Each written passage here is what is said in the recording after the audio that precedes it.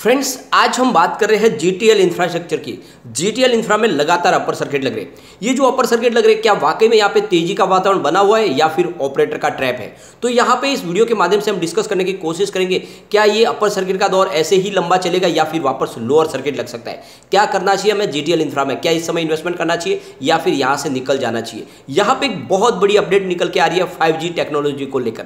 जैसे कि आपको पता ही होगा, जल्द ही 5G टेक्नोलॉजी आने वाली है और इसका फायदा जीटीएल इंफ्रा को भी मिलेगा। लेकिन जीटीएल इंफ्रा क्या वाकई में बहुत मजबूत कंपनी है या फिर यहाँ पे बहुत ज़्यादा वीकनेस है? और जिस तरह से इस बार रिजल्ट इन्होंने काफ़ी बुरा पेश किया है, रिजल्ट के अंदर हमें कुछ अच्छी बातें दिखाई नहीं दी, तो क्या आने वाले समय भी ऐसे ही रिजल्ट देखेंगे या फिर कुछ पॉजिटिव बातें हो सकती है? तो कंपनी की फंडामेंटल भी देखने की कोशिश करेंगे, कंपनी की क्या स्थिति है और क्या इस समय इन्वेस्टमेंट करना चाहिए। वैसे तो देखें तो ये छोटा सा एक पेनी स्टॉक है जिसमें अगर दाव लगाया जा सकता है, लेकिन बहुत ही ज़्यादा रिस्की है, क्योंकि एक तरह से ये आपके लिए लॉटरी का टिकट साबित हो सकता है। या तो आपको जैकपॉट लग जाएगा या फिर आपका पूरा इन्वेस्टमेंट डूब जाएगा।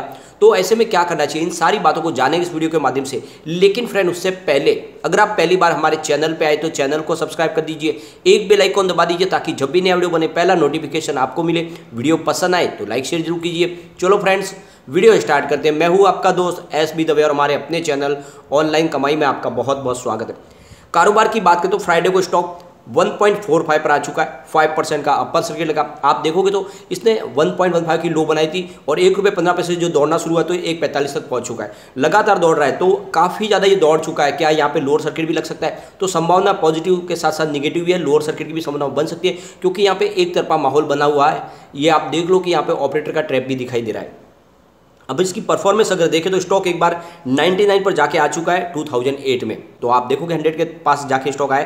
क्या आने वाले समय में ऐसा हो सकता है? तो आगे हम उसको डिस्कस करने की कोशिश करेंगे। लेकिन आप देखोगे तो 20 मार्च 2020 को मात्र 20 पैसे पे आ गया था, यानी बिल्कुल आप समझो तो इसकी वैल्यू खत्म हो गई थी। लेकिन फिर स्टॉक ने दौड़ना जो शुरू किया तो काफ़ी कमाल किया।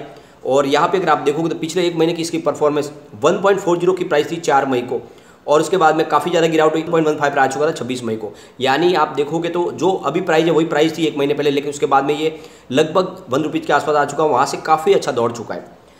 अब यहाँ पे अगर इसके वॉल्यूम को हम देखें तो बीएससी में 3,15,34,000 का वॉल्यूम हुआ, सामने 2,24,27,000 की डिलीवरी उठाएगी। डिलीवरी का परसेंटेज 71.12% है, तो काफ़ी भारी क्वांटिटी में काम काज हो रहा है और ज़्यादा करके डिलीवरी बेस्ड काम हो रहा है। अगर हम एनएससी की बात करें तो यहाँ पे 1,38,75,000 का वॉल्यूम हुआ, सामने 1,35,74,000 की डिलीवरी उठाएगी और डिलीवरी का परसेंटेज 97.83% है। तो यहाँ पे आप देखोगे कि काफ़ी चौंकाने वाला आंकड़ा है, क्योंकि यहाँ पे एनएससी से ज़्यादा बीएससी में कामकाज हुआ है।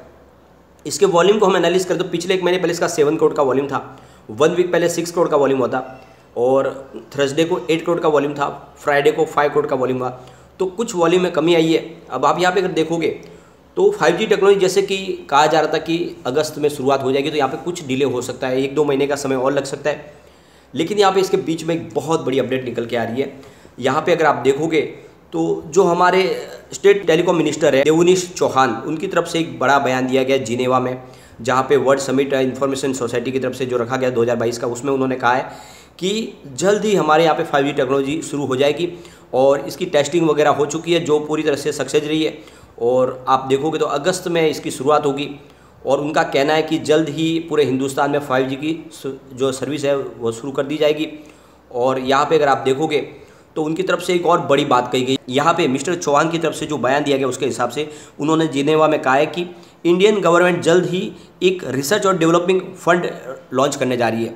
यानी ये जो फंड होगा ये डेवलपमेंट ऑफ टेक्नोलॉजी, मतलब टेलीकॉम सेक्टर में नई टेक्नोलॉजी को लाने के लिए अपनी तरफ से एक बड़ा फंड दे सकती है इन कंपनियों के लिए, तो यहाँ पे रिसर्च करने के लिए। तो आने वाले समय में टेलीकॉम सेक्टर के लिए सरकार की तरफ से और राहत के द्वार खुल सकते हैं। वैसे तो आपको पता होगा पीएलआई स्कीम का बेनिफिट भी मिल रहा है, लेकिन अब सरकार की तरफ से इसको और कोई अलग से फंड दिया जा सकता है, जो एक बहुत बड़ी पॉजिटिव खबर है। यहाँ पे जो गवर्नमेंट की तरफ से कहा जा रहा है कि सितंबर से लेकर अक्टूबर तक ये सर्विस सबके लिए सुलभ हो जाएगी, शुरू हो जाएगी। अगस्त से इसकी लॉन्चिंग होगी, लेकिन हमारे पास सर्विस आते थे अक्टूबर हो जाएगा, तो कुछ समय लगेगा, इसमें 1-2 महीने और लग सकते हैं। साथ में एक और बड़ी बात कही गई कि हम बिल्कुल 6G के लिए तैयार हो चुके हैं, जल्दी 6G के लिए भी कामकाज शुरू हो जाएगा। यानी 5G के साथ में गवर्नमेंट ने कमर कस ली है 6G के लिए और पूरे वर्ल्ड में सबसे आगे निकलना चाहते हैं 6G में। तो आप देखोगे कि तैयारी हो चुकी है अपनी तरफ से। तो ये आने वाला समय बहुत ज़्यादा एक अच्छा पीरियड निकलने वाला है टेलीकॉम सेक्टर के लिए, और ऐसे में जितने भी छोटे छोटे टेलीकॉम कंपनियां उनका भी भविष्य उज्जवल हो सकता है। तो ऐसे में मुझे लगता है कि इसका भी जैकपॉट लग सकता है। टेलीकम्युनिकेशन सेक्टर की ये कंपनी है क्योंकि टावर का कारोबार करती है, और जैसे कि आपको पता ही होगा 5G के लिए भी टावर की जरूरत पड़ेगी, क्योंकि आप जानोगे तो ये सारे के सारे फाइबर केबल के माध्यम से सारे टावरों को एक बार कनेक्ट किया जाएगा, और सर्विस आखिरकार है वो टावर के माध्यम से ही मिलेगी। तो ऐसे में जहाँ पे टावर अवेलेबल है उनके यहाँ पे ही 5G की सर्विस दी जाएगी। तो ऐसे में इनके पास 28,000 टावर है, उनके ऊपर भी 5G की सर्विस शुरू होगी, तो बहुत सारा बेनिफिट मिलने की संभावना बनेगी। हो सकता है कंपनी आगे जाके प्रॉफिट में आ जाए। यहाँ पे अगर आप देखोगे तो फ्राइडे के दिन करीब 2 करोड़ 88 लाख बायर थे, लेकिन सेलर कोई नहीं था। इसका मतलब अभी भी लोगों का रुझान स्टॉक की तरफ बना हुआ, और लेकिन डर यही लगता है कि कहीं ऑपरेटर का ट्रैप ना हो। तो ऐसे में आप इसमें भारी निवेश करने से बचे, थोड़ा सा निवेश करें एक रिस्क के तरीके से। यहाँ पे अगर आप देखोगे तो इन्होंने Q4 का जो रिजल्ट पेश किया उसके आंकड़े काफ़ी ज़्यादा निराशाजनक थे। इनका रेवेन्यू 366.22 करोड़ भी निकल कर आया, जहाँ पे 1.4% की ईयर ऑन बेसिस पे हमें गिरावट देखने को मिली। नेट इनकम -853.48 करोड़ भी निकल कर आई, जहाँ पे 25% की ईयर ऑन बेसिस पे हमें गिरावट देखने को मिली।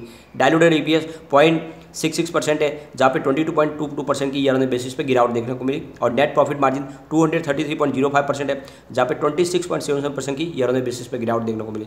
तो सारे के सारे आंकड़े निगेटिव है, और इस वजह से यहाँ पे थोड़ा सा टेंशन तो होता है। अब कंपनी के अगर फंडामेंटल हम देखें तो कंपनी का मार्केट कैप 1880.88 करोड़ रुपीज़ का है। इनका रेवेन्यू TTM देखें तो 1462.73 करोड़ है। अर्निंग TTM देखें तो यहाँ पे -1474.67 करोड़ है। कंपनी का कैश देखें तो 555.18 करोड़ रुपीज़ का है। टोटल डेप्ट देखें इनका तो 4345.74 करोड़ है। प्रमोटर की होल्डिंग 3.33% जो काफ़ी कम है। अब यहाँ पे लिक्विडिटी हाई है, और अगर इसकी 50 रुपये की हाई और लो की रेंज देखें तो 1 रुपीज़ की इसकी लो है और 4.05 हाई है। फिलहाल स्टॉक काफ़ी नीचे है, और यहाँ पे अगर आप देखोगे तो इसकी फेस वैल्यू 10 रुपीज़ की है।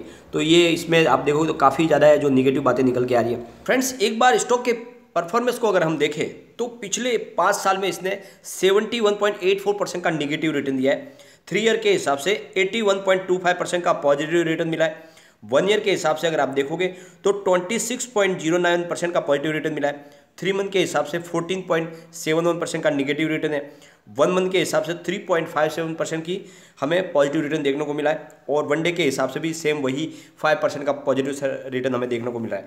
तो ये आप देख लो कि इस गिरावट के दौर में जब यहाँ पे लगातार बाजार में बहुत सारी गिरावट हुई और मार्केट बहुत नीचे आया, तो ऐसे में स्टॉक में फिलहाल जो गिरावट हुई है वो 14% की, तो काफ़ी ज़्यादा स्टॉक रिकवर हो चुका है, और जो लोगों का लॉस था वो काफ़ी कम हो चुका है, क्योंकि अब इसकी गिरावट मात्र 14% बची है। और आप देखोगे तो बहुत सारे बड़े मिड कैप और लार्ज कैप में भी लगभग 20% की गिरावट अभी भी बाकी है। तो ऐसे में इस स्टॉक ने लोगों को ज़्यादा मायूस तो नहीं किया है इसके रिटर्न के हिसाब से, और यहाँ पे आगे पॉजिटिव संभावना भी बन सकती है। अब सारा का सारा जो दारोमदार है वो 5G टेक्नोलॉजी और इसके Q1 के रिजल्ट के ऊपर डिपेंड है। अगर रिजल्ट बेहतरीन रहेगा तो यहाँ पे बड़ी तेजी बन सकती है, और 5G में बेनिफिट तो मिलेगा ही मिलेगा हर कंपनी को। और वैसे भी आप देख लो कि गवर्नमेंट की तरफ से किसी भी कंपनी को बंद करने नहीं दिया जाएगा इस समय। आप इसका उदाहरण देख सकते हो कि VI को बचाया गवर्नमेंट ने, जबकि पूरी तरह से डूबने को तैयार थी। उनके प्रमोटर ने भी अपने हाथ खींच लिए थे, उसके बावजूद भी सरकार ने कंपनी को बचाया।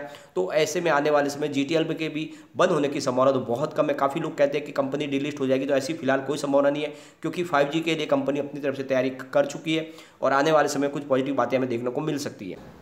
अच्छी बात यह है कि कम्युनिटी सेंटिमेंट स्टॉक के साथ बना हुआ है, 100% बाय की कॉल है। एक बार इसके पिवट लेवल को भी चेक कर लेते हैं, तो यहाँ से अगर गिरावट होती है तो 1.42 का फर्स्ट सपोर्ट है, ये सपोर्ट टूटा तो 1.38 तक स्टॉक जाएगा, और नीचे गया फिर 1.37 तक जा सकता है। लेकिन पॉजिटिव माहौल बना तो 1.47 का फर्स्ट रेजिस्टेंस है, इसको ब्रेक किया तो फिर 1.48 की प्राइस देखने को मिलेगी, और वहाँ तक पहुँच गया फिर 1.52 तक भी जा सकता है। तो हो सकता है कि एक तरफा ये तेजी के दौरान यानी अपर सर्किट में ये 2 को भी पार कर जाए, या फिर 2.5 रुपये भी हो जाए, या फिर यहीं से भी लोअर सर्किट लगे। तो ऐसे में संभावना दोनों तरफ की बनी हुई है, क्योंकि पूरी तरह से ये ऑपरेटर के हाथ में खेलने वाला स्टॉक बना हुआ है। तो ऐसे में आप अपनी पोजीशन को ये समझ लो कि अगर आप शॉर्ट टर्म इन्वेस्टर है और अगर आपने निचले लेवल से खरीदारी किया तो यहाँ पे आप प्रॉफिट बुक करने की कोशिश कर लें। लेकिन अगर आप लॉन्ग टर्म के इन्वेस्टर है तो डरने की कोई बात नहीं, बने रहे, थोड़ा सा बहुत ही कम इन्वेस्टमेंट रखें, क्योंकि एक बार 5G आने दे उसके बाद इसको क्या फ़ायदा मिलने वाला वो हमें देखने को मिलेगा, और आने वाला Q1 कैसा रहेगा उसके ऊपर इसकी सारी की सारी संभावना बनेगी। फिलहाल तो वेट एंड वॉच करना होगा। तो इसमें बड़ा इन्वेस्टमेंट बिल्कुल ना करें, बहुत रिस्की है। हो सकता है कि आने वाले समय में 5G टेक्नोलॉजी की वजह से यहाँ पे इसकी तकदीर बदल जाए और स्टॉक फिर से दौड़ने लगे, तो इसको अपनी जो पुरानी है यानी 2008 की जो 99 रुपीज़ के आसपास की आई थी वहाँ तक पहुँच जाए, यानी 100 तक वापस जा सकता है आने वाले समय में। तो 5 साल के नजरिए के साथ इसमें निवेश करें, हो सकता है कि 100 100 को क्रॉस करेगा तो आपको एक तरह से जैकपॉट लग सकता है। लेकिन ये भी ध्यान रखिए कि आपका इन्वेस्टमेंट यहाँ पे डूबने की भी पूरी संभावना है, तो लिमिटेड मात्रा में निवेश करके रखें। लेकिन फ्रेंड, कोई भी इन्वेस्टमेंट करने से पहले अपने फाइनेंशियल एडवाइजर से एक बार ले ले या अपना खुद का रिसर्च करें, क्योंकि मैंने वीडियो आपके एजुकेशनल पर्पज के लिए ही बनाया। वीडियो पसंद आए तो लाइक शेयर जरूर कीजिए और चैनल को सब्सक्राइब कर दीजिए। Thank you friend.